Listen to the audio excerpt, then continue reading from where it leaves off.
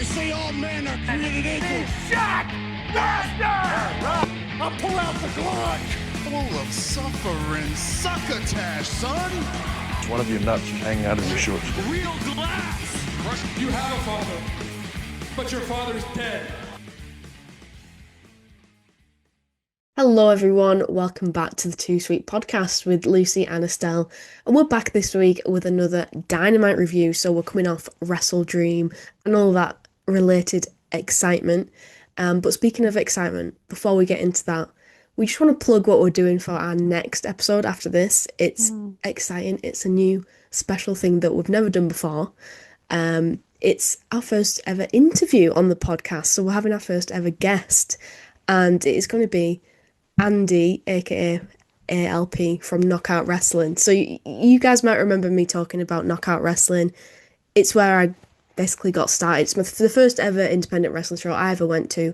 It's local to me. He is the booker and promoter and owner of Knockout Wrestling. So we're going to be talking to him about everything to do with that. They've got their really exciting anniversary show coming up, so we're going to ask him about that and just get into exciting things about being a promoter. We've talked about it. Well, we talked about many things on this podcast, but I think getting to hear from someone who has real first-hand experience will be super interesting. And I'm really looking forward to it. And he's a lovely guy, and I think you guys are going to really enjoy it. So if you do have any questions you would like us to pose to Andy, do feel free to let us know. And we're gonna. He said nothing's off the table. We can. He's gonna pull back the curtain and we can ask anything. So I'm looking forward to that. I think that's gonna be fun. Yeah, it's a great opportunity. Great.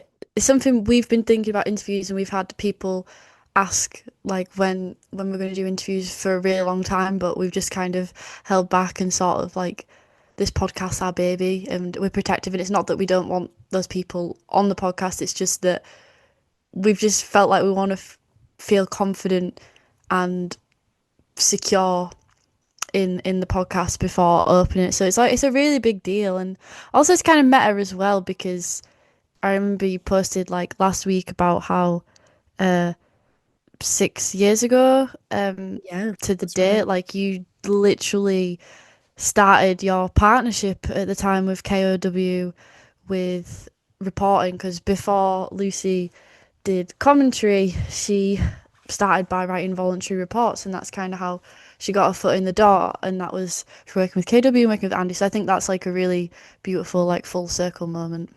It is 100%, yeah. And Andy, yeah, I owe everything to Andy. He was the first person who ever sort of took a chance on me, really. So it's great to have him back, and he's been supportive of the podcast since day one. He's always been sharing it, giving feedback, listening to every episode. So it's just very fitting that he would be our first guest. So I'm really looking forward to speaking with him in depth about everything to do with Knockout Wrestling. So that's going to be coming out at some point next week. So do keep your eyes peeled for that. And like I said, do feel free to send any questions if you've got any. But for now, we are here to review Dynamite. So shall we get into it? Yeah, let's absolutely get into it. So I know, because you watched it quite early on today. We did. Work from home benefits. But like I was like, what did you think? Was it good? And you said you found it very good. I did. I maybe it was just because I was in a great mood. I had a good night's sleep. I woke up early. I did not. And I was like, fuck yeah, I want to watch some wrestling. And I, in general, really enjoyed it. And I thought it went by fast. Maybe that was due to the fact I wasn't stressed out, watching it, having had a long day at work and trying to be like, oh my God, I need to finish it as soon as possible type thing. It was just very chilled. But I thought it was a really nice follow-up from Wrestledream. How about yourself?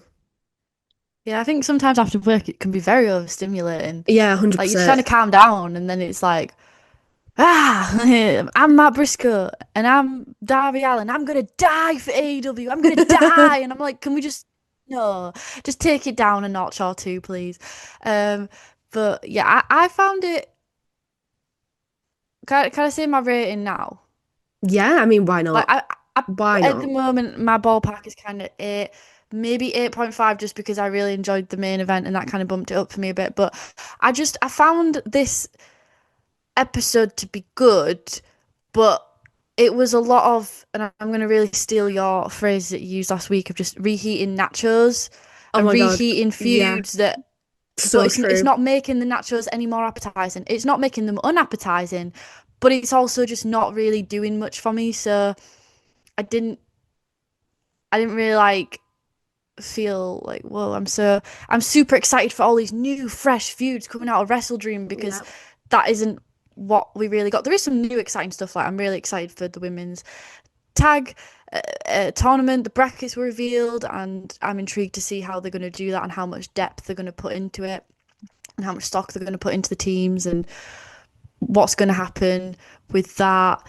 As I said, I loved the main event and I loved the finish. I thought that was chef's kiss, beautiful, but it was just very samey and not even in just reheating nachos, but like a large section of the show was just conglomeration and Death Riders bleeding together, which was just, it was just a lot for me. Again, 8.5 is kind of where I'm sitting, so I didn't have a bad time with it, but it just felt a bit maybe stale. Is stale nachos. Yeah, Like I still eat them, it's not gonna but I kill want you. like this was, oh my god, this was the best nachos of my life. Like Hmm. that's not what Yeah, I was feeling. yeah, and I totally agree. And I know that I've been very positive, but this is one of the things that I've noticed was exactly what you said. A lot of the same feuds that you'd think would be finished and we're starting something fresh, but it just seems like we're continuing them on, and I'm just a bit like, why? There's Why blood and is that? guts. There's blood and guts for the Death Riders. So I'm like, okay, maybe it makes sense to Yeah, yeah. poetically, maybe emphatically end it there, or at least end the feud with Darby and have them go on to do other things. So I can sort of understand it. I can have empathy that the depth of the roster isn't exactly there. And for the past few weeks, I haven't really felt that. I haven't been like, oh, I really miss Will Ospreay. Oh, I really miss Swerve. Or, but this week, I kind of did feel that sort of impact. Yeah. Yeah, I think so. Well, yeah, because that's the main reason, isn't it? You would assume that they're maybe trying to drag things out a little bit, I suppose. Yeah. So to start with, we sort of had a little flashback from Wrestledream, which I think is always good and important. Yeah. Introduces like people who didn't watch it to like what happened. Oh, this is why you missed out on all these amazing things. I always used to feel like that when I was a kid and I was poor and I'd watch WWE and they'd like flashback and they'd be like, these are all the things that happened. Gives It's you like, major damn, FOMO and makes you feel like damn, shit. You can't afford it. exactly. But even if you did watch it, it's like, oh, I'm being sort of eased in, coaxed in. Yeah. We're following on from the storylines of that. So Hangman, we got his reaction to Samoa Joe's uh, tantrum, shall we say, Hmm. Yeah. following their match. So, which it was very interesting, like his reaction because it was very similar to like the Hangman of old. It seemed like he was kind of Yeah. slipping into some toxic patterns. Yeah, definitely. Did you watch that video on AEW's YouTube channel? Really know, I can't remember what it was called, but it was like a mini documentary about Hangman and like his journey to All Out. And I did not know. definitely recommend giving that a watch. It's beautifully like shot and edited together. And in it, it's a lot in kayfabe. So he's like, I regret, for example, he's just saying that he regrets the things that he did when he was in that really broken mindset and things, and then it comes forward to present day, which is where he makes sort of makes amends with Swerve. So it's a really nice narrative. And so I think watching that made me even more sort of like, oh no, Hangman, I'm don't fall back into this, like feeling really disappointed in him sort of thing. That's so yeah, I totally agree with you. And he's he vowed to ruin Samoa Joe's life, and I'm just a bit like, whoa, that's not. Is that an appropriate reaction? Like, come on, we're better. I thought we're past this, Hangman. So yeah, I think it was a nice, simple way to open, but I thought it was definitely intriguing. But Yeah, continuing things with Samoa Joe. yeah, I'm not the most excited with continuing things with Samoa Joe, but then hearing you talk about that and the character study, and I guess there could be a way that it could be interesting if it's not the same match and same thing because Hangman's sort of not just fighting Joe, but kind of fighting himself and fighting that like shadow part of him. So Hmm. maybe it could be more interesting. I don't know. So that then brings on to this match, which was the trios title match, the Ops versus the Hurt Syndicate. Before I go into the match, I just want to talk about the Ops as like a unit. I really struggled with them because this was them presenting in a heel fashion, but it just feels really disjointed because during this match I enjoyed all of them individually, but I did not enjoy them together. And like they've always been a bit like just three guys together, lol. Um, but as Just three faces, it kind dudes. of worked. But as heels, I just don't buy it. Like I don't buy that Will Hobbs and Shibata have suddenly turned like that and are on the same level of heel as Samoa Joe because Joe's whole motive is to get the world title. So what? Suddenly, that just makes like Shibata and Hobbs just lackeys for no reason. Like that isn't a built-in dynamic that Samoa Joe's the leader and these two follow him, and it's like a Christian Cage situation or a Don Callis situation. That's never been a dynamic that they've had. So it just makes them look like brain dead NPCs that are like, oh okay, we're heel now, we're bad guy. Like it just doesn't really make that much sense. I don't know if in the future they're going to flesh it out and maybe have some kind of like a breakup within or like a breakdown of relationships or kind of explore those dynamics, but it just feels really flat and disjointed for me. Yeah, I agree. What I particularly noticed was for me, Powerhouse Hobbs is not a heel. I want to cheer that guy. He's so Everyone likable. was cheering him, weren't they? Yeah, yeah. So it's exactly what you're saying. Like it is disjointed. Um, he's just not a natural heel, and that's not. It's not a bad thing. I don't think we've been given reason for him to be suddenly booed. I I don't know why I would want to boo him. And then I know I'm jumping ahead a bit, but I found the promo afterwards, which was a good opportunity to establish them as heels and like, okay, what's their motive? Why should we dislike them? I didn't like the promo. It just felt like Samoa Joe was trying to get cheap heat. Nothing really wrong with trying to get cheap heat. Okay, I'm not looking down my nose at that, but I just didn't feel like there was any real depth to it. It was like, all your women are fat and your sports team sucks. And I'm just like, oh my God, Yeah, how generic can you get? yeah, it didn't feel very authentic. Yeah, And I that's think exactly it. if you were really set on turning the ops heels, like make it make sense because okay, Joe, it makes sense. He's a bit pissed off. His ego got out of hand. He tried to play the good guy for a long time. He tried to go against the Death Riders, and then he never got his payoff, and so he's pissed off. That okay, that makes sense, right? I don't love it, but it makes sense. But like with Hobbs and Shabbat, what? Why do they have their backs up? Because they've still got the trio titles. So I guess if like the trios titles had been dropped, it would make sense that they're a bit jaded about Yes. how the situation's unfolding. It's like, well, I was allied with the right guys, but then I didn't get any payoff. But yeah, just bizarre. So the match I enjoyed. I did enjoy it to a degree. Like Shibata set the pace to start with, which was nice. We had Joe preventing Hobbs and Lashley, put the towel on Hobbs's chest to sort of block him. And at that point, I did think, is that going to be the instant? Because doing that, it shows that they're aware that the crowd wants to cheer Hobbs. So then he's Mm. not a natural heel. So that kind of like muddies the dynamics. But then at the end, Hobbs was buying into Samoa Joe's promo, wasn't he? Of Mm. Yeah, yeah. it was just very bizarre. Um, I did think Joe presented very well in this match. To be fair, I don't think he Yeah. presented well in the promo, but in the match, I feel like his character had edge. I believed Yeah. it, and it did feel quite authentic, even though, like I said earlier, it's not what I would have done with his character, but I wasn't pissed at him individually during this. The Hurt Syndicate are always a delight. They're just always, putting the work, and they're great to watch. I thought Joe and MVP were a great matchup, and the crowd were really into that too. But then the match kind of ended weirdly because Ricochet caused a moment of distraction, which enabled the Kina clutch to be locked in and MVP to tap. And then that also added another element of just I'm not hungry for this.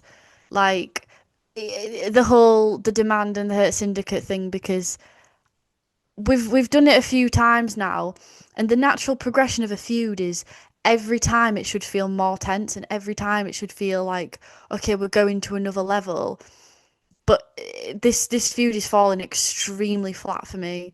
I think it's because, like, yes, the Hurt Syndicate are kind of more face presenting, but to me, like, I do see him more as like domineering, like badass, like, fuck with us kind of guys, and that is kind of heel adjacent or tweener adjacent. So I don't get anything out of like the demand. I mean, obviously it's very fun to watch Ricochet get beat up, but like, I'm not getting anything out of this, and it's not. Yeah, it just didn't work for me either. Yeah, I mean, me too. Because I feel like the Hurt Syndicate, what you were saying about the being the domineering, like really powerful faction, had a lot of aura. But I feel like they've lost a lot of aura really quickly in this feud with the Demand, because they've lost twice now. They've lost once to the Demand, and then now once to obviously the Ops because of the Demand. So I'm just kind of like, I mean, and I get it. They can't keep on winning all the time on an undefeated streak. That obviously wouldn't work. But there's something about that just didn't really work for me. And I'm just like, why are we're rehashing this again when they've already had so many matches? It might only be, I don't know how many actually is, 3 or maybe 4. It feels like 100. Yeah, exactly. Hurt Syndicate versus the Demand. I feel like we've been there and done it many, many times, which is obviously just not a good thing. And like you said, Fatigue. yeah, exactly. And it needs to be a step up. The feud needs to get hotter for it to keep on going. And I don't really feel like it is getting hotter. I mean, they've got like a couple wins over each other, etc. But the pay-per-view match that they had was a fair ending. So I don't know why we need to revisit this. I'm just And no one's coming confused. out better for it either. That's the thing. Like, you're not like, holy shit, like the Demand getting one up on the Hurt Syndicate. Whoa. Like, that's when you know it's really fucked, because all that's happening is I don't think the Demand are going down, because I think the act is like inherently heelish, inherently annoying, and that's where the enjoyment is. So it's kind of existing in its own sort of vacuum, as it were. But like with the Mhm. Hurt Syndicate, yeah, I agree. There's definitely like aura loss, and if at that point that's what a feud is causing, surely you pull the plug and you relocate elsewhere. But I think it's just because there's a like later on when he booked the match for Collision with like the Bucks, Jet Speed, Jurassic Express. Like he's kind of wanting to bring Jurassic Express into the tag division, and there's a lot going on in the tag division, so they've kind of been relegated to the trios, which no one gives a fuck about. And then Yeah. it's like, oh well, the Demand just happened to be trios, and the Ops are Mhm. trios, and so it's like the reject pile.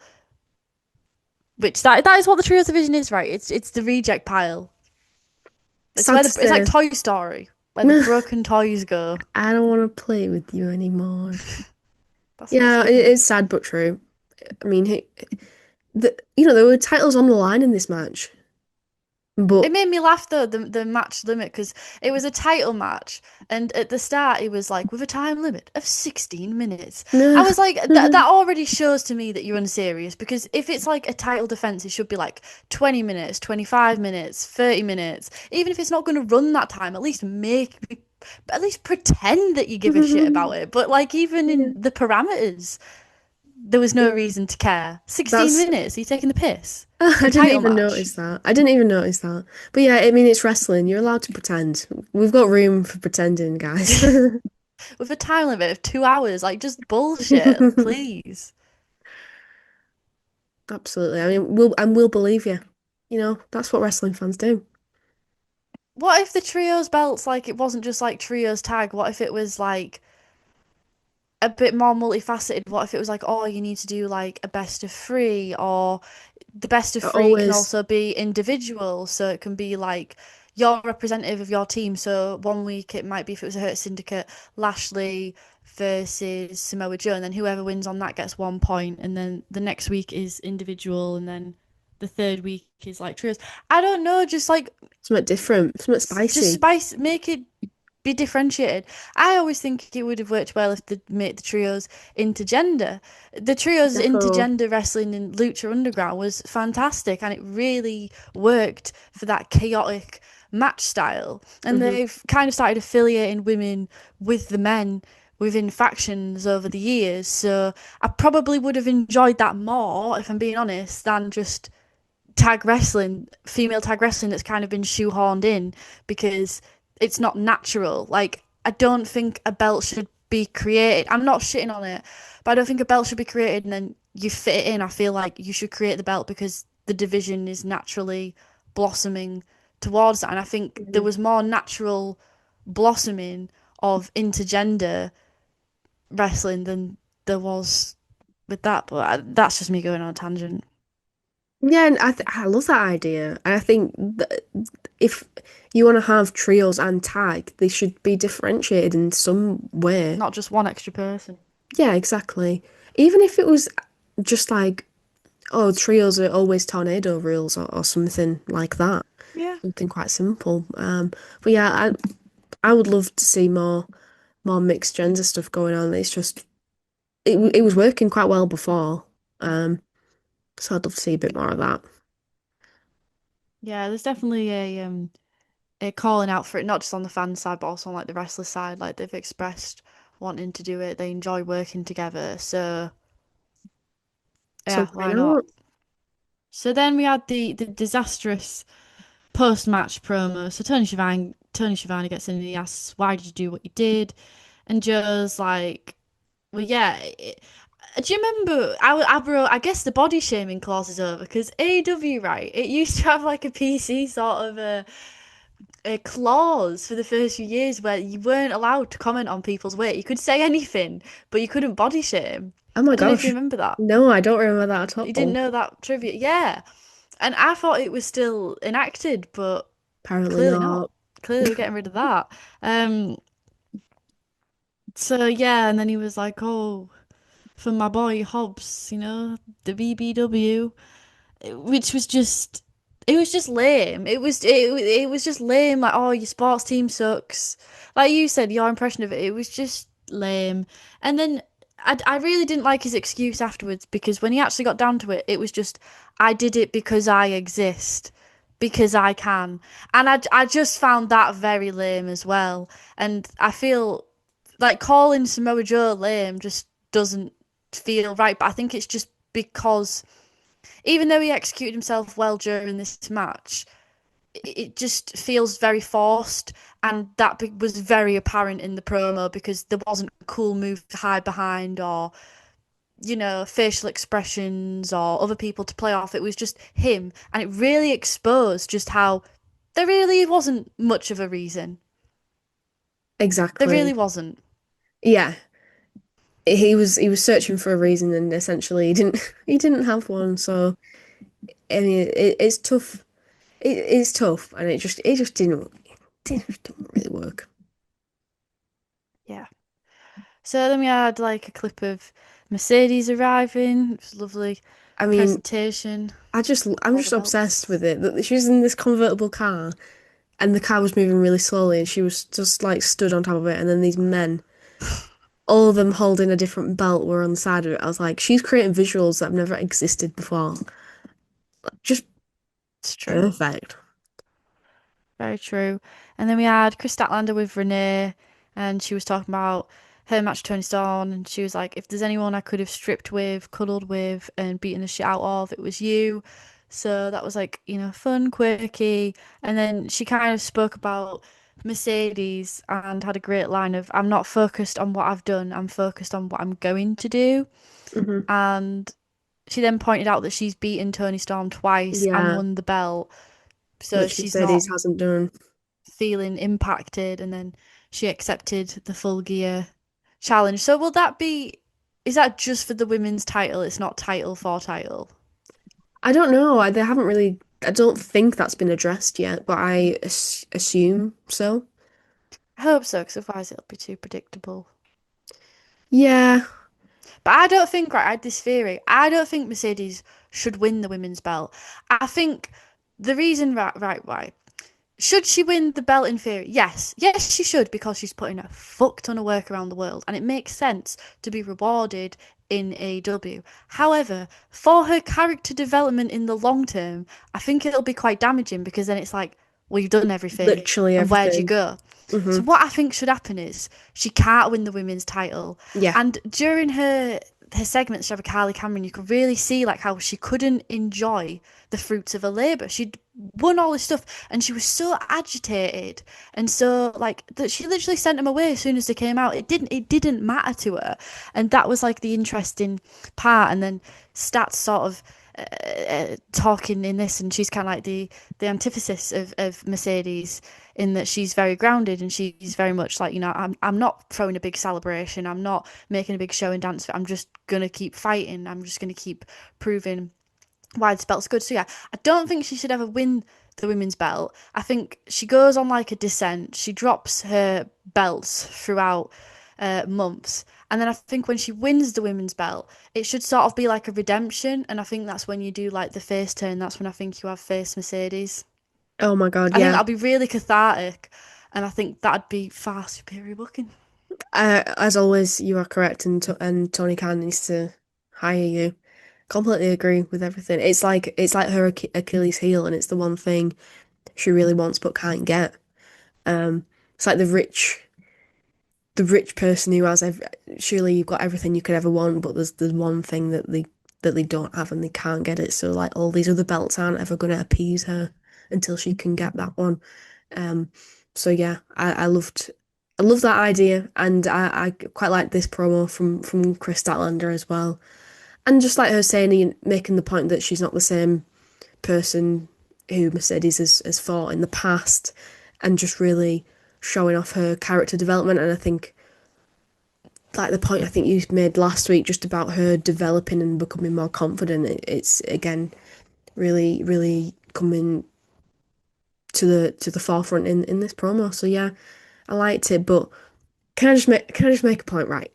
I'm interested to know what you think of it. It's kind of like we can't have more than two things going on in the women's division at once though, because we've got the tag titles, new thing, so we count that as one. And then we've got two other titles, but then if we have like separate feuds for the women's and the TBS title, that's just too much. That's three women's things. So let's just put the TBS and the women's championship in one thing. Then we just don't have as many women's things to deal with. Do you know what I mean? And I know that that's probably a symptom of the smaller roster. And also, I'm not saying I don't dislike the Chris and Mercedes feud. I just wonder, like, why why are we putting these two champions in the same feud again? Because obviously we've been there and done that in the past too. I don't know. I think there's definitely an argument to be made about that. But I think on the flip side, the most interesting feud that they can do right now is Stat and Mercedes. So I'm not Yeah, too mad because if it was like a lame ass feud and just for the sake of it, I would feel differently. But because that's the hot thing, I'm like, okay. But I think it's an element of both. I think it's an element of this is the hottest thing, this is the natural progression, let's go there. But then I think, yeah, there probably is an element of, oh, well, that's nice. That ties up some loose ends for me. And yeah, I think it's a bit of both. yeah. I think you're right, but it's just I think it is just like maybe the lack of depth in the division where they're at this point where this is the only most interesting feud that we have that we can do is the two champions. So then we got to probably the most comedic point of the night, which was Darby Allin. He came out with the flag, which, to be fair, was quite poetic. He was on his knees. It was quite emotional. He basically martyred his body. He looked absolutely fucked. Like, we've seen him fucked quite a lot, but he looked a mess emotionally and physically, and sort of like the punches, especially that he had on his like stomach area, did not look good. I mean, just thank God he wasn't wrestling tonight. But the talking. Well, at first I was like, this is good. Like, this is good that he's going to get to talk, because Darby's promos, I was hoping we were going to get something long, something impactful, and like a moment that would elevate him, because he really put his body on the line. Sting came out. It was a huge moment. It was cathartic. And so I was hoping that he'd get like the flowers and connect with the crowd. And I think there was a real opportunity for him to kind of push himself up in like the stocks of the roster and be like, oh well, not necessarily I'm going for the world title or that, because I understand that we need to clear up the Death Rider stuff at Blood and Guts. I get it, but yeah, it was quite tentative, the promo. So he opened it by talking about how people thought he was irresponsible for going to Everest, which was just a weird opening, I thought, because it was like, just because you survived don't mean it wasn't irresponsible. Like, I didn't get that. I was like, it was stupid to do. Like, it was irresponsible. It was a risk.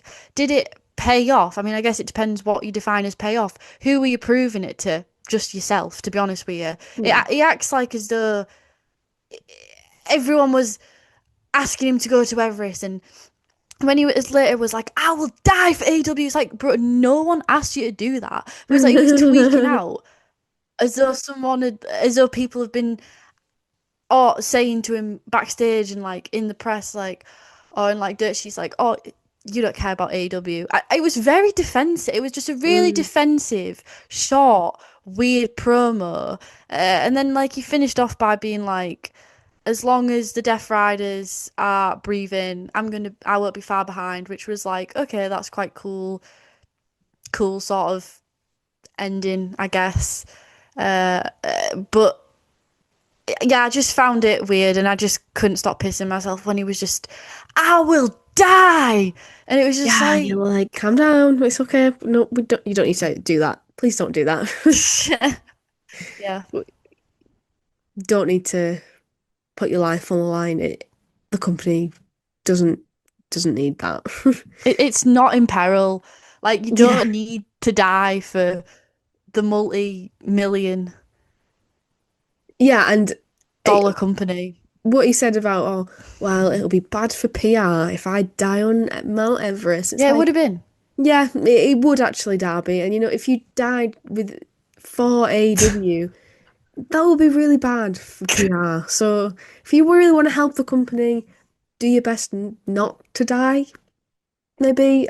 And just because you didn't, it's like almost like in his brain, it displaced all those beliefs. This Yeah. is where I struggle with Darby Allin, because I really, and I think you said it as well, enjoyed and could emotionally invest in his match. And like, I'll have moments like that where I'm like, okay, like I can see why people love you to the degree they do. Like, I think you're a great mascot. I think it's quite admirable how you put your body on the line. It might not be what I think is wise, but I think it's admirable. But then there's almost like this skill issue where the amount of effort that's being put in to the result that's being spun out, it's not equal. And I think that's where I have an issue. And like this promo, Yeah. I just think he went about it from a really almost like emotionally immature like way, and it just makes his character, like, it makes it difficult to picture him as a main event guy. But then he doesn't Well, want to be, so but then it's like, why don't you want to be? It's just weird. It's just weird. And that's the Darby Allin problem. yeah, and I think that, because you said he could have really connected with the crowd and like related with the crowd and stuff. Yeah, have Because like a in really this, deep emotional moment. And okay, talk about Everest, talk about your experiences, talk about it like a human being, like talk about how be vulnerable and be like, people were saying that and I'm not gonna lie, like that got me thinking and like have moments of reflection and but there just isn't any of that. yeah, yeah, I think I don't know if I feel bad saying this, but it feels a little bit self-indulgent. Like he just Massively.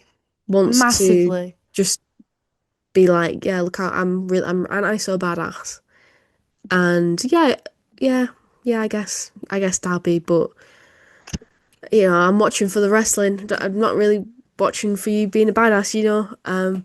How can fans relate to this? Why, what stakes do they have in this? Why do we, why do we care? And how can you try and connect just on a I different think you sort can, of level? but it's got a limit to it. Like I think you Yeah, can care about it, and even his top fans can care about it, but his journey just feels very like restricted, but almost like he's restricted himself to that. yeah, It's and he's been in the company for like a really long time. He was one of the four pillars, and when you look at where those four men are in their careers now, it's really interesting. But even if you ignore the four pillars and you just look at people who started at the same time, like Hangman against Darby Allin. I know Hangman had a bit more stock coming into it from like the Bullet Club, and he obviously benefited from the affiliation that he had with the Elite and the friendship he had there, no doubt about it. But you see the character development of Hangman to Darby Allin. It's just like there's no maturity there. And then because there's no maturity, like the character isn't maturing, and it's that's the thing about this episode, and that's the thing about Darby Allin is it's not so underdeveloped that it's terrible. Like, I wouldn't look at this episode and be like it was shit. I wouldn't look at Darby Allin and ever say he's terrible or people shouldn't like him, or I can understand the appeal, but what frustrates me is potential. And that's why when I'm looking at this and I'm looking at this episode and I'm thinking I wouldn't have done that, and I'm looking at Darby thinking I wouldn't have done that, that's when it gets to me, I think. That's when you care. It's when it's like The Demand or like GOA or freaking Brian Cage or Lance Archer. I'm like, do you know what? you just don't That's not care. the hill I'm going to die on. Yeah. I'm not going to try to resurrect or resuscitate that situation. But here there was real potential, and it wasn't grasped at. Yeah, and why was it so short? Yeah. It wasn't just short as in it wasn't like a long in-depth promo. It was super, super short. And Excalibur was like, well, he's a man of few words. And it's like, well, okay. I don't know if is it jarring because it's not what we're used to, and I feel like Darby Allin's argument was, well, I don't fit your standard cookie cutter wrestler. I'm different. I'm me. I'm just being me. And it's like, okay, well, you can do that. And I don't know, like, am I being close-minded because I'm used to certain things from wrestlers, or is this just bad? I'm not really sure. I think it was bad. Like, and I think it was, I think it was bad. Like, I think he had a flag and he Simple was just as. screaming, "I will die for AEW," and it should have been like a huge cathartic moment. It's a big deal. It's a big freaking deal that he didn't say I quit, and the fact that he beat John Moxley. And the thing about Darby Allin is, I don't feel like he this is like a Darby Allin analysis right now, but Yeah, I don't think Darby ever celebrates his wins. He's always on to the next thing, and maybe that's him as a person. Maybe it's a psychological thing of like chasing the next thrill, chasing the next dopamine. But even when him and Sting and they had that beautiful match and retirement match, and he won the titles, and then he relinquished it, and then it was like back to square one. Whereas like he should have really basked in that. I don't know, like yeah, yeah, definitely. there's never any like celebration of victory or there's a reason it's a trope in wrestling of when someone wins a title or when they beat someone, they come out and they talk about it and they address it, and that's how the connection is with the crowd. But he's a really interesting person. He's a really interesting person to talk about, and you can't take away from the fact that he is unique, but unfortunately,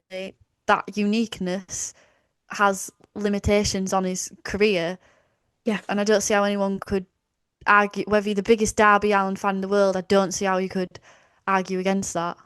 I can just picture the conversation backstage going something like Tony Khan saying to him, "Oh, we're gonna give you a segment. You go out and just bask in the moment, just celebrate, like try and, just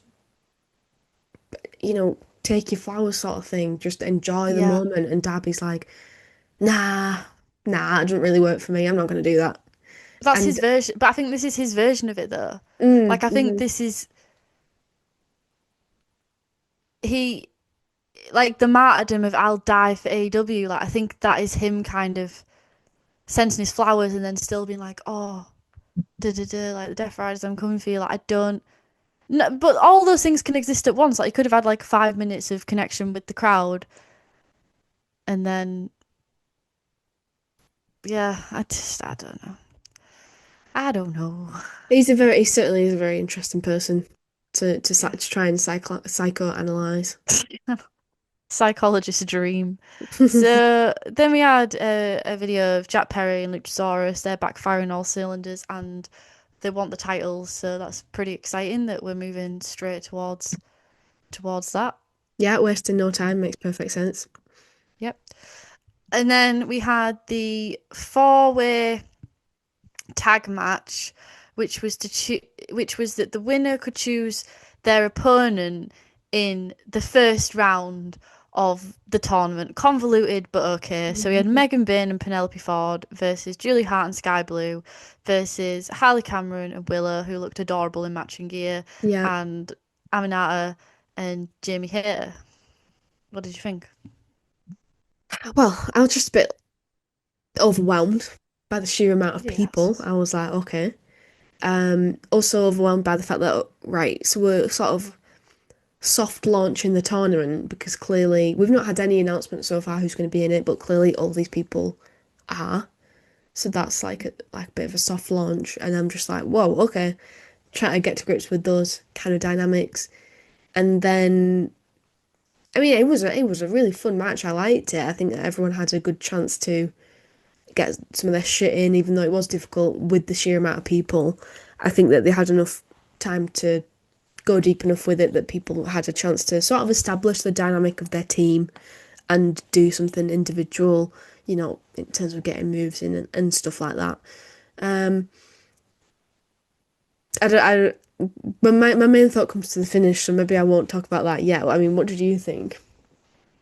Um, yeah, it was quite overwhelming. I think there is a degree of things being thrown together last minute just because, oh, there's the tag.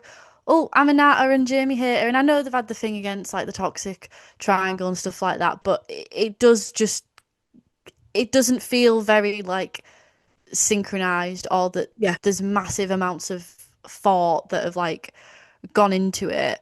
So I guess this then got me thinking about I hope that they include long-term story caveats for the tag tournament because I think it'd be interesting if some teams don't work out because their egos get the better of them or some people work better than expected or there's tension. I really hope they do that rather than just dumbing it down and having it like vanilla. And I think there could be a really great opportunity not only for the tag titles and establishing the division, but for establishing further storylines. So I hope that they do that. I thought this match was basically just a fun display match to kind of get people used to like the idea of sort of what's going on.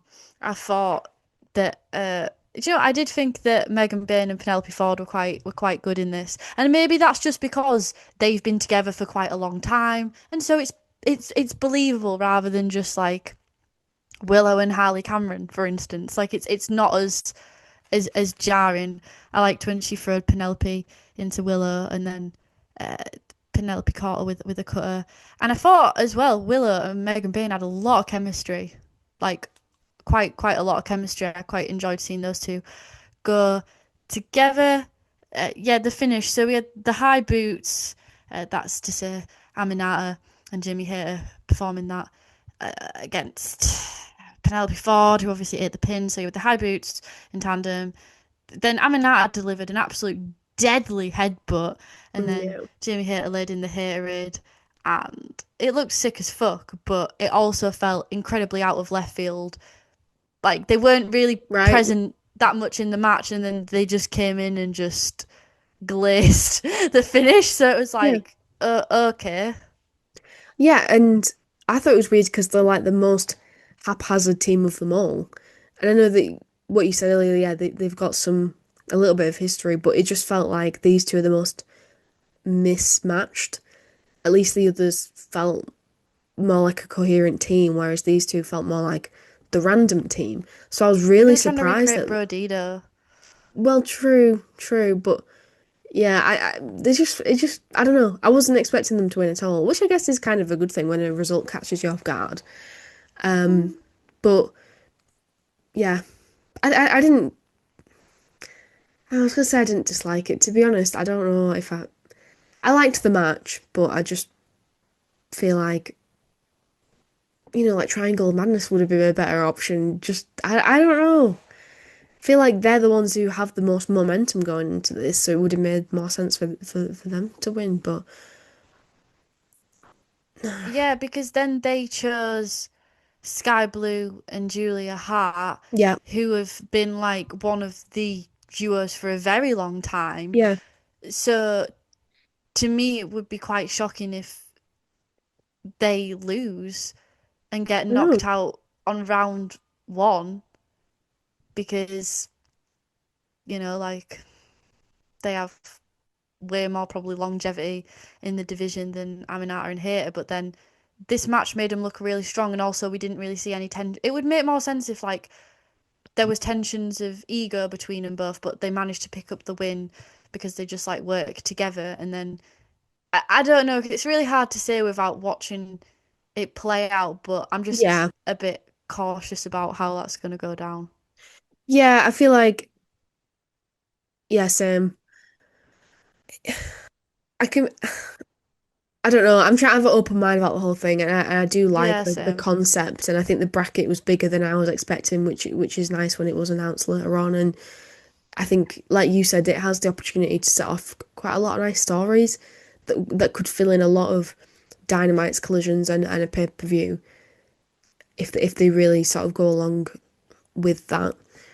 So rather than it just focusing purely on the titles, what are the relationships and the dynamics that are going to come out of the tournament. So I don't know. But in terms of the wrestling, I thought this match was really good. And yeah, Penelope Ford and Megan Bayne, I thought looked good in this. I agree with what you said. Aminata was stiff as usual. Willow looked great as usual. Yeah, I think overall I can't complain about the match and the concept, but let's see about the execution. Yeah. So then there was a disturbance outside Tony Khan's office. The Bucks wanting a money match. Renee's sort of asking him, what are you doing? And they're like, we'll wrestle anyone or we'll team with anyone for this money. And then Tony Khan came out in a very shiny suit, and he booked the Bucks teaming up with FTR against Jurassic Express. And who was the other team? Because Jet I've wrote speed. Jet Speed, that's six. I've wrote verse Jurassic Express with Jurassic Express, which makes sense because they both begin with J. But I thought that was really intriguing, especially when FTR came out of Tony Khan's office. And even though it's reheating the nachos, I think to me I was quite excited about this because there's been a bit of change and character development within both teams. So I think I'm looking forward to it. I'm really looking forward to seeing Jet Speed and Jurassic Express working together. I'm looking forward to seeing Jurassic Express go against FTR yeah, I'm amped for this. I think it's really cool. Yeah, me too. Me too. And I thought just the execution was hilarious. The Bucks being just desperate, and then Tony Khan coming out looking like a little nerd in his glasses and just looking really cute. And yeah, and how weird was it that FTR were in the locker room? They just kind of awkwardly walked out, but it just it was just like, yeah, makes sense, checks out. We'd expect nothing less. Yes, and we had Renee with the the sort of celebration of Mercedes, and she did a great introduction for her, talked about all of her achievements, called her the CEO Ultimo Mone. And then we get the appearance of mini Mercedes Monet. So yeah, Harley Cameron was basically antagonizing her, and as I referred to earlier, Mercedes noticeably was irritable, and she didn't have any time for basking in her wins, in her celebration. So then we have this bit where I thought it was very poignant because Mercedes essentially was arguing with herself. And I thought that was like quite meta, That's pushing quite deep. herself into like the kit. It was quite deep when you deeped it. And then we got this great moment of she shoves the puppet into the cake. Harley Cameron comes out in like a Daniel Garcia style Death Riders hoodie. Death Riders confirmed that's the next affiliation. And then Stat just absolutely drops money in the cake and then like sends her through the table, which I just thought was brilliant because we've talked about before like the criticism of Mercedes overshadowing Statlander and she's the women's champion. And again, I think it's right to reassert Statlander, and I'm glad that they're doing that and not undermining her. And I thought this segment worked really well, and it actually had payoff. Like a lot of these Mercedes segments, it's just her coming out and being like, but like there was Nailed actual it. like payoff. And do you know what? Out of all the feuds and all the nachos that were getting reheated, these were, I was quite looking forward to this. I was standing outside the microwave and I'm ready for it to go off and I'm ready to eat them because I think this is probably my favourite feud that's building at the minute, and I think it's the most exciting. Yeah, totally. And for the benefit of those listening, not watching, you just missed Estelle doing the Monet dance. So Yeah, this I is am why noted. you should watch on YouTube. But yeah, I think, I mean, as soon as you see a cake, you just know it's not good. Those like TV cakes, See a right? wedding or a cake. Yeah, when there's like when it's got so much icing, and you're like, oh well, someone's face is going into that. And I think it just shows as well that she didn't really have.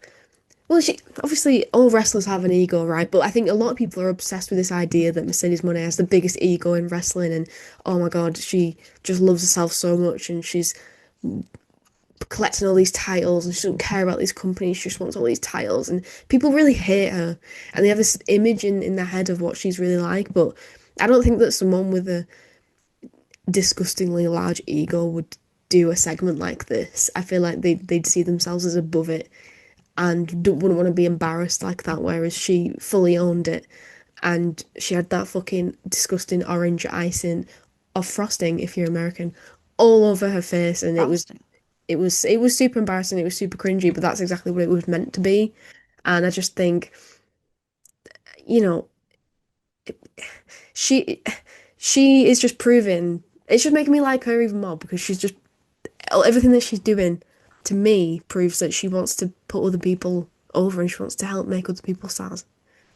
That's the way I'm seeing it. Yeah. Yeah, it's been a great run, and she really found her stride within AEW. I think it was a bit of like a rocky start, Yeah. but yeah, it's all kind of come together nicely. So then we had a rehash of Mox and Darby, and Mox acknowledges your strength was the first factor of why you won, and your Yeah. unwavering dedication to self sabotage the second. But essentially, what he's saying there is like he respects him and he admires him, and he actually thinks it was like his inner strength that enabled him to get it. But then it's also like a bit shady because it's like he self sabotaged, and then he kind of went on to be like, well, I'm going to fight another day. Like, I'm not actually gone. Like, you do realize this isn't a video game. Like, you didn't kill me. Like, you do understand what wrestling is, right? Mm. But yeah, this is obviously just continuing the build for Blood and Guts, which I dread. I actually dread to think what's going to happen in that match. Well, I mean, I for one, I can't wait. I'm looking forward to it. Just cheese grater and pizza cutters and whatever. When I think of blood and guts, the image in my head is quite visceral. Blood and guts. It's in the name, isn't it? But yeah, I mean, yes, he said that like you're unwavering commitment to self-destruction, was it that he said, or something? Self-sabotage. Self-sabotage, yes, that's it. Like he admitted, yes, that gave you the edge, but it will also be a downfall. So that's interesting, and actually does, again, like many things that Moxley says, it does ring quite true, actually. And he said, no matter how tonight, when I know exactly who I am when I look in the mirror, so in his head it's justified because he's still being true to himself. And then later on, just after this, Bryan Danielson made a really good point on commentary where he was like, well, you know what, I give Jon Moxley credit, he didn't make excuses for losing that match. He owned it, which I think was a really good thing for him to point out. And yeah, just Moxley again being an amazing promo and being very multifaceted. But yeah, Excalibur then said the battles between Jon Moxley and Darby Allin will continue. And I'm like, oh, great. That was fantastic. I thought it was over in the coffin match. I'm not complaining because I like these two fighting, but gosh, how many It's times does, scary, like does this what we're have gonna to do be next. over? Yeah, exactly. And how many times can you raise the stakes? What's it gonna actually take?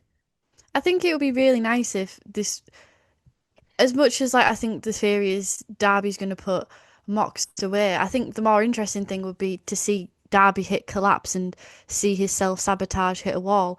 However, unlike Monet, like we were saying about people's egos, and to have an ego, it doesn't necessarily mean, oh, I'm the champion, I don't lose, I'm this. That's not what Yeah, having an ego yeah. means. But I just don't think like Darby would be able to do that. Like he has such a rigid belief of what his character is and what he does that like he doesn't understand that if he hit that wall of self sabotage and took it too far and then had that really vulnerable promo and was like, I've taken it too far and then had a bit of like depth and a bit of like weaknesses because at the moment there's no weakness which like Yeah, true. I mean there is obviously but like he don't quit in the face of pain he never quits and it's like I don't know. It's like there's just I'm not rehashing it. I'm not rehashing it, but you know what I'm saying. Yeah, 100%. It would be good to see what would make him quit, but then does he have the ability to look at his character in a Deep. way and yeah, and look deeply A and different see angle. the weaknesses and run a story with that, or does he just want to be indestructible? Yeah. So then we had the conglomeration, Kyle O'Reilly versus Moxley. Very funny, dragging Roddy out at the start to take part in the little handshake and then him going off. He's like the Oh, grouchy Nick Miller character he of wants to conglomerate so conglomeration. bad. I saw him in that entrance video that they've got. Yeah. It was cute. It was funny. Big fan of the conglomeration rehash. Yeah. So this was interesting, I thought. So this was a very technical mat-based match and the complete opposite of what we saw at Wrestledream. So that was interesting to see Mox go from one style to another, like one opponent to a completely different one. And I thought as well, this kind of made me realise that maybe part of the reason we're keeping Mox and there's no vacation and no break is because, yes, the Death Riders stuff and the Derby stuff isn't cleared up yet. But maybe also there's an element of like, he really is that unwavering, steady, stable force that when shit's going bad and like not everyone on the roster is present, I don't think we give enough flowers to the fact that like he's out most weeks putting on matches. The matches have been, I think, since he dropped the title, quite entertaining. I've quite Yeah, enjoyed me them, too. and I'm not in the mindset now of like, oh, I can't wait for you to go away. I don't necessarily feel like that anymore. So I think it's just like kind of like pandemic era, another example of him just chugging on, pushing through, and just being a really great backbone of the roster. I totally agree, and I'm sure that everyone knows how much I really, really like John Moxley. I think that he's just reliable and he's carried the company through its toughest times, and he can go out week on week and have a fantastic match on Dynamite. It's not just the pay-per-view matches where he pulls it out the bag. I personally just thought this match was just so good. It was visceral. There was a lot of grappling. Mox really put Kyle over big time. They were exchanging a lot of stiff shots. Um, you know, it was like Moxley was desperate. He was continuing the story from the pay-per-view so well. He didn't want to show it, but he was clearly reeling from having said I quit. And then whenever Kyle was going for a submission, it was quite a desperate way of escaping. So, for example, like he had a triangle locked in, and then Moxley like catapulted his neck into the rope. It was like, yes, it's a clever way of getting out of it, but it's also clearly desperate. The crowd was so into it as well. Um, and then ultimately that story played into the way it ended. So, Moxley, I think it was it a ankle lock or a knee bar or something, and he was gonna tap out. He was clearly in a lot of pain, Yeah, but the then ankle he lock. decided to take down the referee instead of give up and intentionally get disqualified, which is an interesting story to tell. I'm not sure in execution it didn't fully work because he did clearly reach the ropes and could have just broke the hold, but then whatever, that doesn't really matter. The point being that he, yeah, intentionally got disqualified, and I know that, oh, it's a bit of a disappointing finish, but I just found it interesting from a character's perspective that clearly he's showing weakness because you don't do that unless you think you're about to lose. You know what it is? Darby Allin is self-sabotage. John Moxley is self-preservation. So true. Yes, that they're like polar opposites, or Yeah, like maybe two sides of the same coin even. Yeah, that's so true. yeah. Um, yeah, I thought Kyle O'Reilly got a Kyle lot of Fletcher. got Kyle Fletcher, he just appeared. He got quite a lot of offense in. It was Yeah, quite yeah. a balanced match, not only in like the submission holds and putting those in, like you say, Moxley being frazzled and frenzied and like a cornered animal, which is when he's at his best. But yeah, I thought the reversals and the counters that led to the ankle lock were really smooth and quite slowed Yeah, down, which was nice because yeah, normally, 100%. that kind of subverted expectations. I think 'cause normally those transitions are really fast and rapid, but I think they were beautifully done. And yeah, the ankle lock and the Mox hitting the ref. And yeah, like you say, maybe in execution it didn't make the most sense, but I wasn't too mad at it because it, like what it does for his character, I think the payoff and what they were trying to do. I got what they were trying to do, so I was like, okay, Yeah, exactly. that's fine. It's a TV match. If it happened to like a pay-per-view or some shit, you'd be like, this is bullshit. But like, for a TV match, you can do those types of things. No bother. Yeah, it's not that deep. Yeah, and it's just on So TV. then there was sort of like because of what kicked off the Death Riders and conglomeration, uh, began to sort of have a bit of a break. What's the word? A bit of a scuffle, a bit of a brawl. At this point, I was a bit Death Rided and a bit conglomerated out. I feel like I'd had that snack and I was ready for the next thing. But that then transitioned into their match.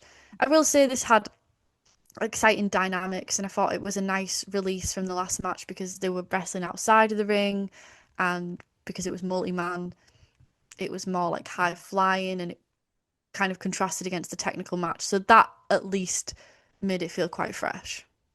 Yeah, definitely. And speaking of high flying, like Mike Briscoe did like a flip from the top rope to the outside, but it wasn't just like a dive. It was I think it was like a Phoenix splash or something. I was like, what the fuck? Where did that come from, Mark Briscoe? What an amazing all around wrestler he is. Um, but yeah, 100%. This was the conglomeration sort the entrance video. It's giving like um ensemble cast of your favorite sitcom. So it's like they're very fun versus the opposite, complete opposite with the Death Riders. I mean, what's the opposite of fun? Just like complete misery. So that dynamic worked in this match, and yeah, it was totally different to the one before it. I thought Orange Cassidy looked absolutely great in this as well, in particular. I thought Claudio looked really great in this, especially when he was just dropping them bodies on the Yeah. barricade. It's Looked like like a beast. Claudio and his two problem sons, Daniel Garcia and Wheeler Yuta, and he's just a grumpy old dad. I have seen a lot of people online being like, Claudio is the worst of the Death Riders. Like, he's worse than John Moxley. He's That's a literally, terrible take. well, That is a terrible take. worse as in like, he's the true villain sort of thing. Like, Mm. un, he's unthinking. He's completely unfeeling. He just hurts people. Um, and just, I mean, if he's over in that sense, I'm totally here for it. Yeah. Yeah, I can see why people would feel that it was the Jay Driller for the free count, On Wheeler and Yuta. there was some nice detail of Claudio being held back, uh, and then Pac came in, he started beating on Matt Briscoe's ass. Ishii came in, there's a bit of a scuffle, things break down. Darby appears, and yeah, like I reiterated in my notes, blood and guts. Like this is the direction, and I guess it is if this is the final chapter, although you don't believe that anymore. Mm, But if this is the hypothetical final chapter, it makes sense because a lot of the conglomeration, like Orange Cassidy, Matt Briscoe, have been fighting against Death Riders for a very long time, so yeah. it makes Yeah, sense. sure, yeah, absolutely. But am I making this up? Wasn't there going to be a women's blood and guts match and the Yes, challenge was laid out? But yes. are they going to have, do you think they're going to have two Well, they matches? said they're gonna, so they have to kind of do it. They can't surely be like, didn't happen. Yeah, fair enough. But yeah, I think it makes sense. We'll just lead into another sort of group faction versus faction match, aren't we? Clearly with this, which I don't know what it was about this episode, but I'm kind of into it actually. I quite like on The paper. focus. Yeah, on paper, like, why do I want to see the Death Riders again, like, in another tag team match chaos situation? We've had this a lot over the past year, but I don't know. There's something about the way this is playing out that I'm quite enjoying it. So then we had Alicia backstage with a very distraught Mone after the cake incident, and then who? This was kind of out of left wing and pretty Yeah, cool. Athena comes into shot and she's like, let's build a legacy as tag champions. And yeah, that's when I wrote that thing about maybe she should never win the women's, drop everything and win as face because yeah, she's sort of moving towards the tag. And surely if I guess it depends when her particular match is, but surely if she's moving towards that, it's kind of wild that she's doing like the tag. I mean, it isn't wild because it's like her belt collector gimmick, but like doing the tag and doing a feud with the women's division feels like spreading her quite thin. And I guess then that does call to yeah, your earlier point of lumping her in with stat because it's like how much. I hope like they tie up the stat thing first and then the Athena stuff kind of comes afterwards. I yeah, don't know. It'll be interesting. Or maybe it'll be part of the storyline of why she loses because like she spread herself too thin. I don't true. know. Yeah. They're gonna have to play it carefully because in a couple of segments after this, they announced the graphic, and it's going to be Willow Nightingale and Halle Cameron versus Monet and Athena. And I just think it'd be such a shame for Halle and Willow to go out in the first round. But then how do you make Monet and Athena lose? Two I champions, guess maybe Battle of Egos would be the cheap way out, but it would be really lovely to see them team together. I think it's like a dream team. 100%. It's to me something I'm quite obsessed with. So it's so hard to say how they're going to play it until we at least get one match. I just need one match, and then I can probably read how much thought has gone into this. Yeah, it's hard for us I don't want to to. get too excited. I Like, oh know, my right? God, Athena and Mercedes, and then it's just like, oh, we've both got big egos and we can't get on.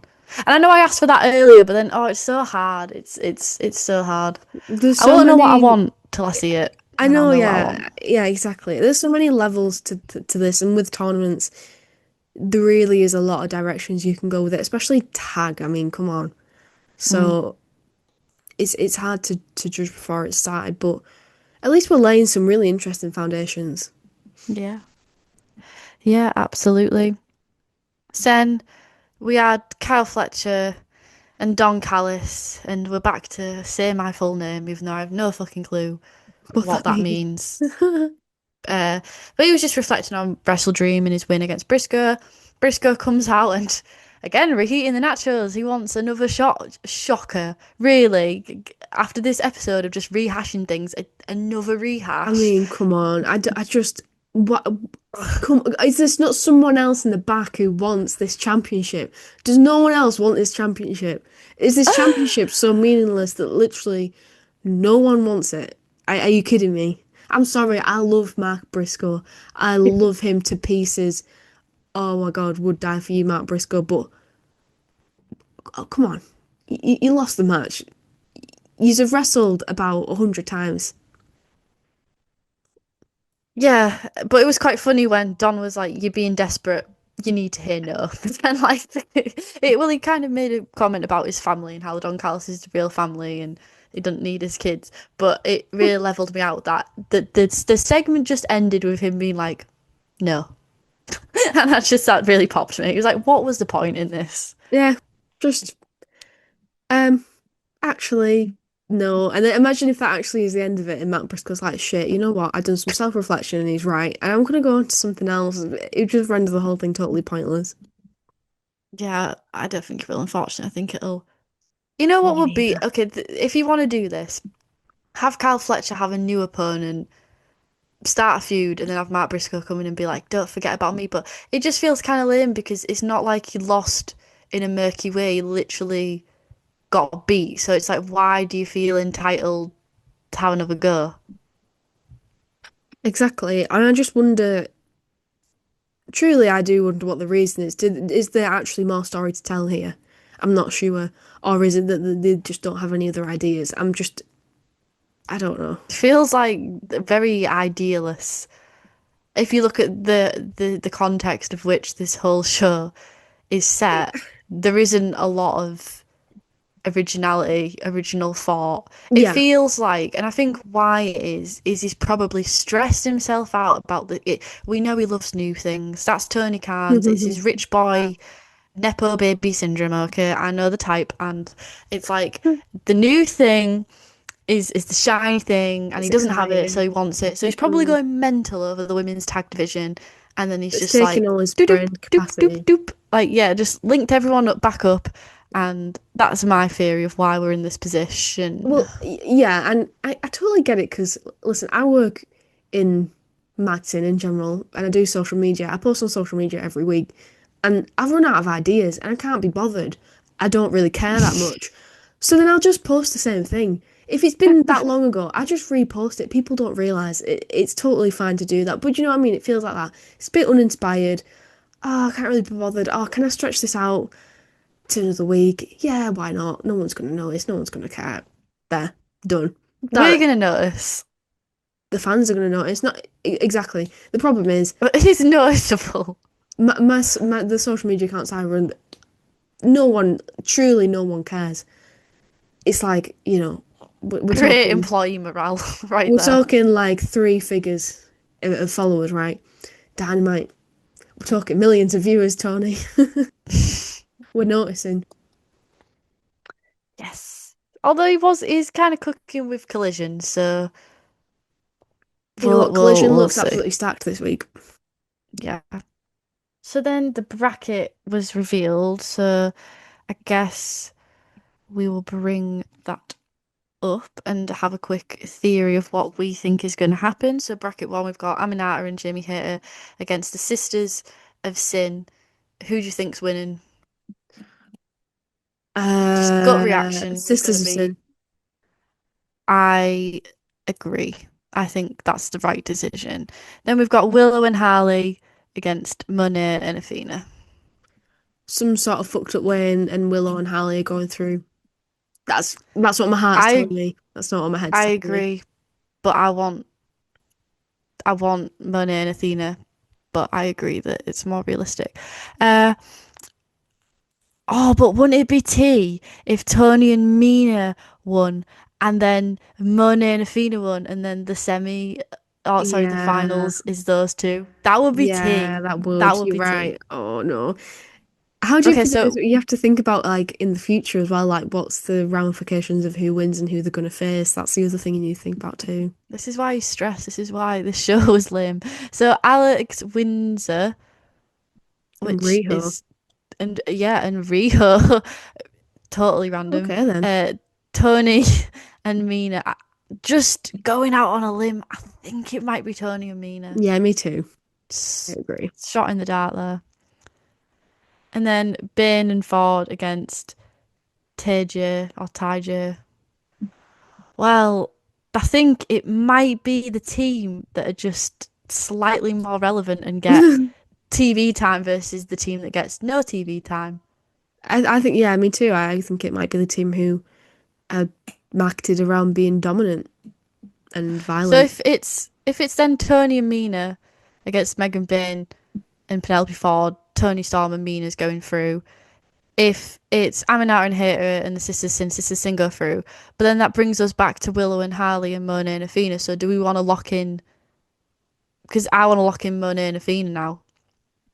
Yeah, But then I yeah, don't know because I same. feel like I feel really bad for Julia Hart and Sky Blue because I feel like they should kind of get some flowers during this because I feel like surely this is kind of created for that sort of section of women. So it feels Yeah, if right. it's difficult because like the hottest angle is Tony and Athena and Mercedes Monet, but then that kind of defeats the point of having tag belts because Right. surely this is for the mid card of the women's Exactly. division.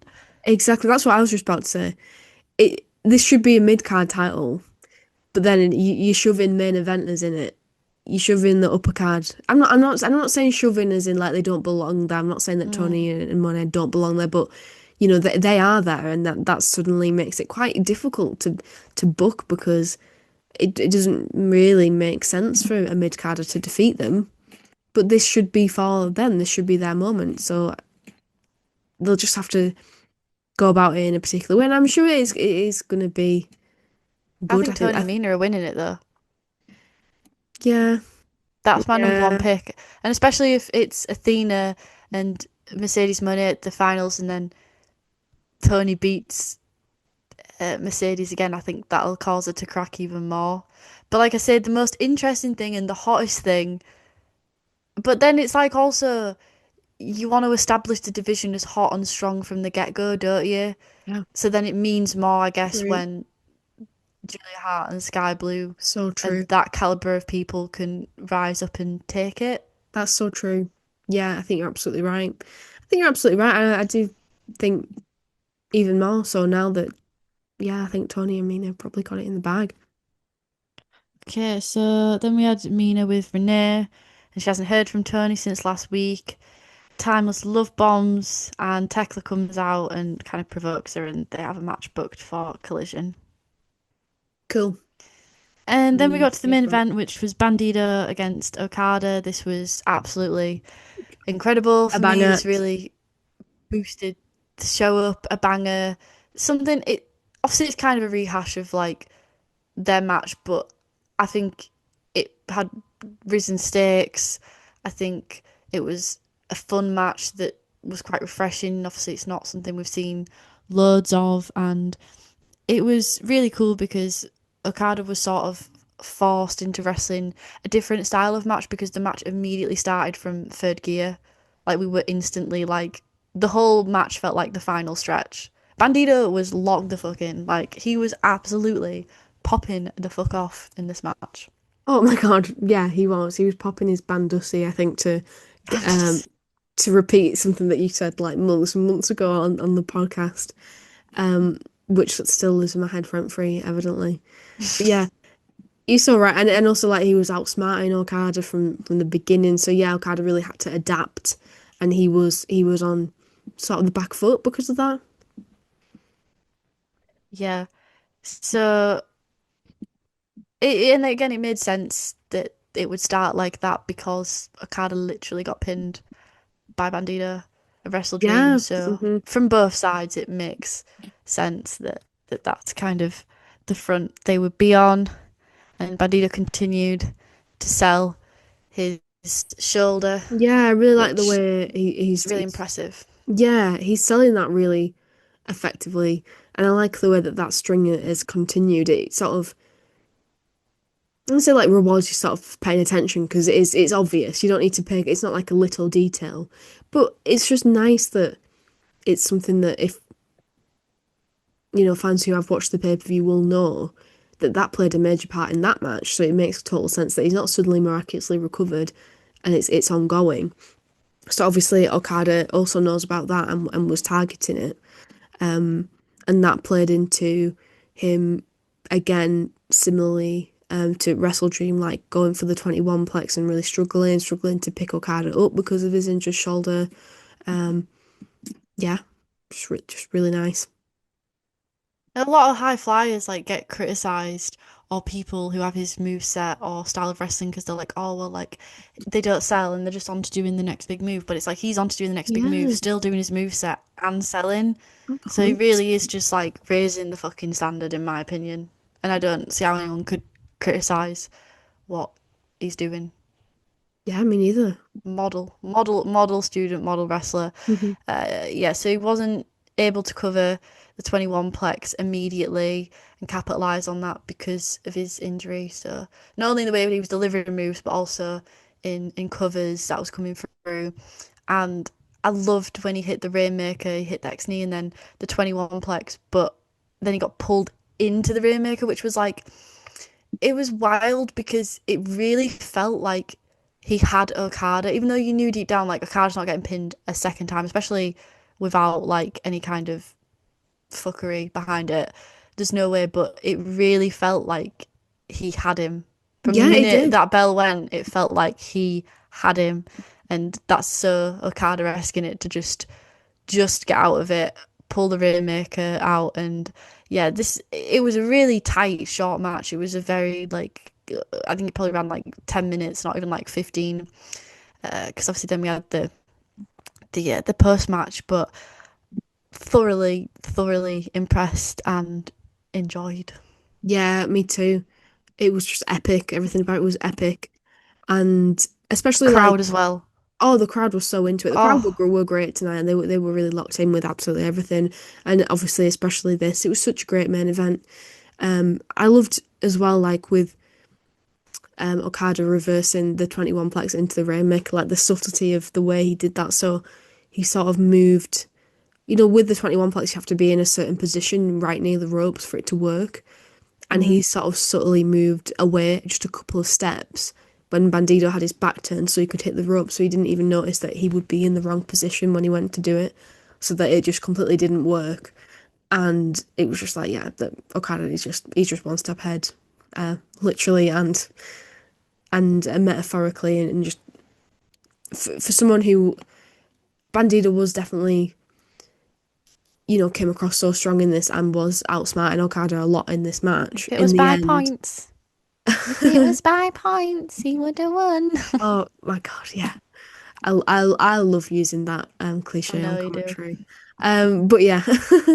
Um in the end it was Okada with the really subtle outsmarting him that ended up winning him the match. So it was just it was such a quite a sudden ending as well. It wasn't like big build up or like anything like you didn't see it coming. So it Mm, was very edgy seat stuff. Really good. yeah. And then post match, the Callis family come out to celebrate, and there's like a scene with all the nobodies and Don Callis and Cal Fletcher, the somebodies, um, in the ring.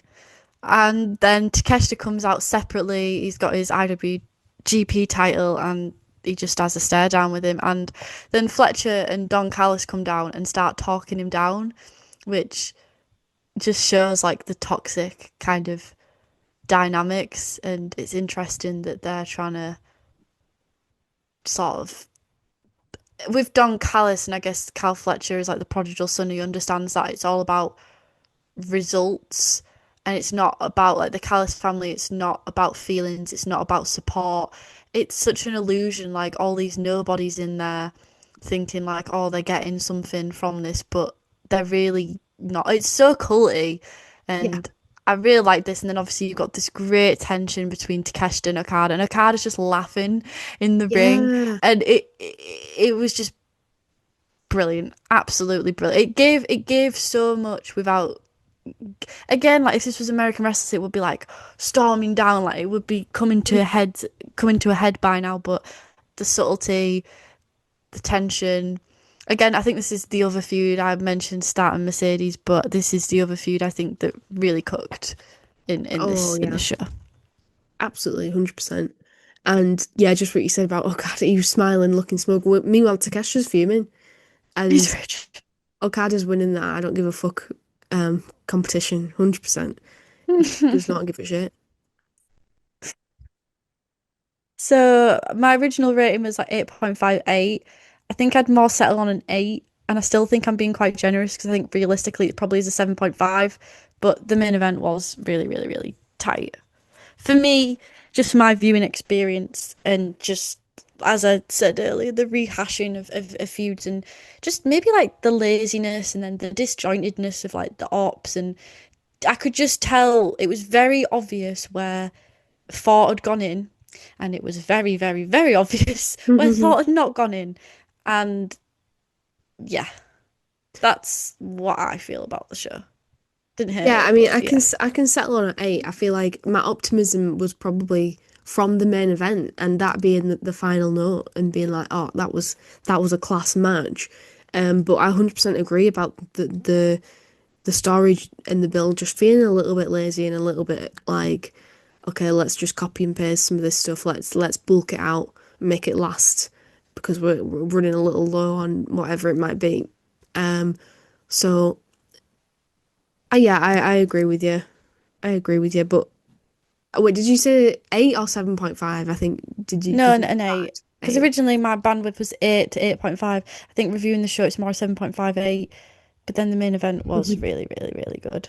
Yeah, and I think in general the wrestling, as always, was tight and good. But It's yeah, I just feel what you like value, innit? Like, yeah, oh, I just kicked my camera off. But like for me, I really value stories yeah, and ring psychology and things like that. So it pisses me off when things aren't booked right. yeah, 100%. And I think that's Whereas for probably another valid. person, it might be if the wrestling quality isn't there, or some people might find a show really boring. I do love the wrestling, don't get me wrong, but I think both need to kind of work in tandem. Yeah, I think what I liked about the show was the pacing of it. I felt like Yeah, it was never it was sort a of fast show. boring. Yeah, I think that Flew none of the by. matches were too long, none of the segments were too long. It was a nice mix of different things, so that in that it was So quite am I being enjoyable. harsh? Am I being harsh giving it an 8? No, I don't think so. No, I think 8 is high. 8 Yeah, is that's true. still It's just high. because we've had like really high lately, I feel like we'd be giving like 9, 9.5. Yeah, yeah, we have 9 last week. Um, but I think that 8 is not bad at all. I think it's totally fair. So that's where we've landed. Let us know if you think we are being harsh, um, and what you thought overall of Dynamite this week.